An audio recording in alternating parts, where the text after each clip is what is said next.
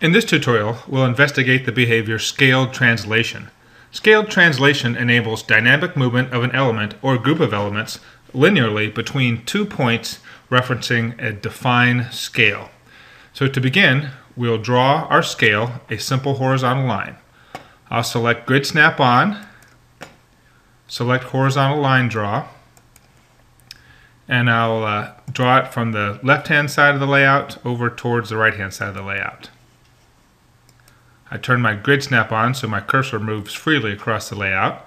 Highlight line in the tree view, right click and select group. Pushing the F2 button, I'll rename this group scale. The next element we'll draw will be what we'll use as a pointer that will translate across this scale. So again, I'll select vertical line draw, and I'll put this pointer right in the center of the scale. It can be positioned anywhere along this scale, but I'll just choose to put it here in the middle. I'll open it up by double clicking on the line, and I will change this color using the specify button to something with just a little bit of contrast against the scale line. I choose blue.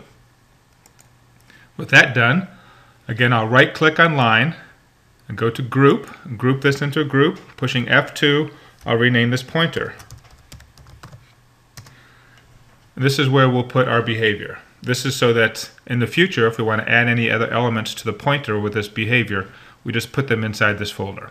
So double clicking on the pointer folder opens up the Edit Shape dialog box. I'll go to the Behaviors tab, Insert, and from the Type drop-down list, we'll choose Scaled Translation. First thing we have to set is the plug. What is the variable that we will use to drive this pointer back and forth across this scale? Selecting this checkbox brings up the Select Variable dialog box. We'll add a variable. Let's just call it value. This can be any value. And notice that it is already a type float, array length of 1. It will be driving this pointer across the scale. Select OK. While we're on this dialog box, I'll copy it to the test data generator, which we'll use shortly. OK. Click OK on that. The next thing we need to choose is what part of the scale do you want to start. So clicking the Start button, I will choose let the mouse dwell into the sticky point on the left-hand side of the scale. And we'll click on that, will be the start point. The end point will be the opposite end of our scale. Onto the sticky point there. The attach point is the point of the pointer that we want to reference the scale. So when I click attach point, it will be the bottom point of the scale, of the pointer. The next two boxes to fill out are the start and the end value for our scaling.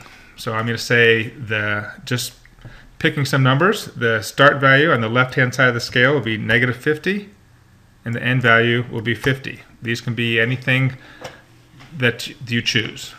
For now, I'll also select the limit button. That means if the variable is, let's say, either less than 50 or greater than 50, the pointer will only go up to the end point of the scale, -50 or 50, and it won't proceed any farther. It won't proceed beyond the scale.